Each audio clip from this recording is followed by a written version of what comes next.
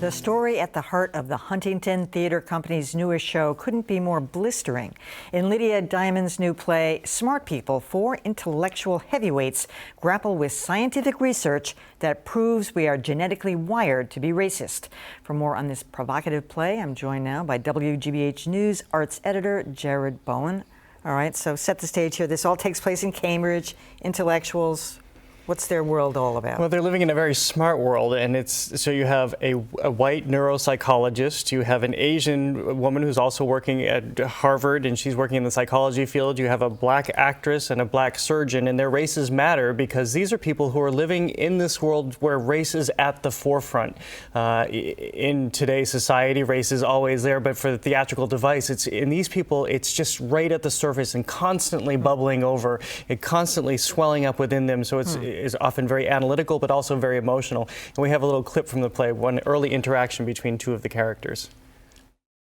I proudly represent not one, but two underrepresented populations. Underrepresented, really? Because I see your people everywhere. Women? The Asian people. You're mistaken. My people mostly frequent the hard sciences. As do I. I can't throw a stone without hitting a... My politics are such that I can make that joke among people who know me. Have dinner with me? It's a very funny play, and I should point out that was from a rehearsal, so that's why I didn't hear the laughter there. But this is the world at which we're entering into. All right, so Lydia Diamond, we had her here last week, actually talking about Maya Angelou. What prompted her to write this? She was really consumed with this notion with the election of President Obama that we're living in a post-racial society. Of course, that became the dialogue, the commentary everywhere, written about in media, television, everywhere. And she began to wonder if that's actually true, that we're living in a post-racial society. And so she wanted to address this through playwriting. She felt that was her strength. It was also her answer, as an aside, to David Mamet, who wrote what I thought was a travesty of a piece about race a few years ago. So this was her entry into the form. And I spoke with her recently on our show, Open Studio, and here's what she had to say about what really precipitated that writing. The way the ground has shifted is disturbing to me in some ways, because I think that we can get into this self-congratulatory mode that says, oh, there are no problems, and quite clearly there's so much for us to work on. The play doesn't want to have an agenda, though. The play kind of wants you to have your characters and speculate about their relationships and wake up the next morning and have a completely different opinion. And because you have such varied careers, professional access, races personified on stage, this is something that I guarantee you will come away from with shifting views in terms of who you're aligning with and really what the commentary and reflection is on our society today. All right, I want to bring Jason Mitchell into the discussion here. He's a psychology professor at Harvard University. So actually, this is not all fiction, even though the play is based on fiction. There are studies like this going on at Harvard about whether racism is nurtured or natured. That's right. So one of the most interesting kinds of research that have taken place in social psychology are demonstrations showing that even the most egalitarian of us will oftentimes show negative associations with certain kinds of outgroups. So in terms of this particular play, one of the most common effects is for individuals to show associations between African Americans and negativity. Even though they may not explicitly endorse those negative attitudes, our brains nevertheless are wired in some way to associate those concepts together. So the character in this play, the way I understand it, Jared, is ostracized for, even thinking this way, or he did the research, right? It becomes very earth-shattering. He did, this Harvard professor does this research and puts it out in the world, and in part an NPR interview is what sort of sinks his career, because people aren't ready to embrace this notion that we may in fact be genetically disposed to be racist, to have these biases. So he becomes the ostracized, very controversial character.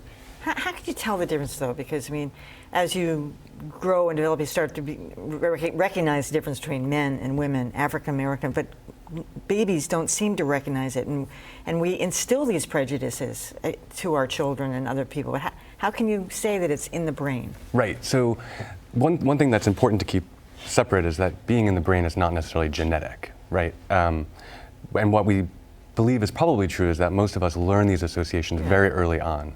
So the earliest ages we've been able to test children at ages 5 and 6, there's already good evidence that children will show negative associations to people who don't look like they look.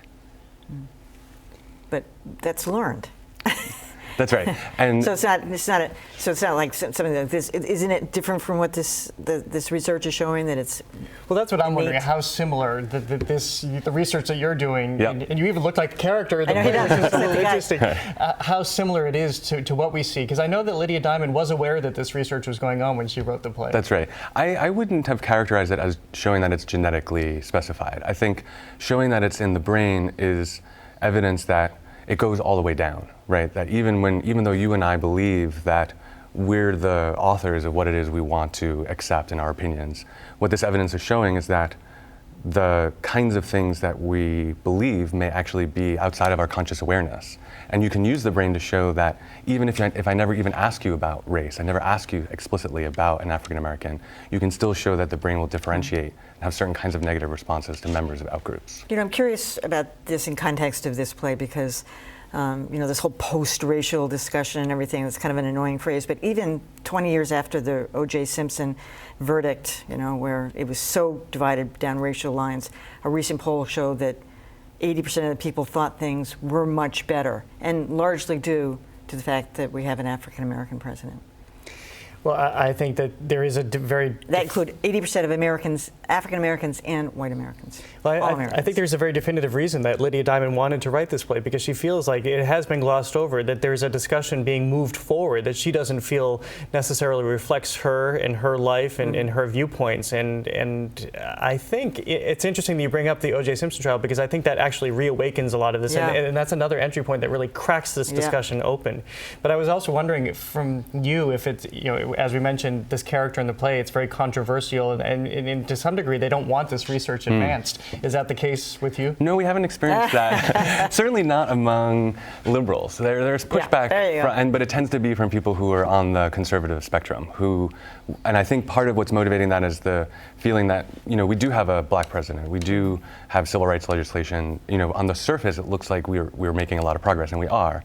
What this research is showing is that under the surface, under the hood, there's still reasons to be concerned. And what about things like innate intelligence? You're studying that too? Like, are there differences in intelligence between ethnic groups and gender groups, and it's all right? Yeah, we haven't tried to touch that. You don't even dare touch that one, right? All right, Jason Mitchell and Jared Bowen, thanks for that. Thank you. Good discussion.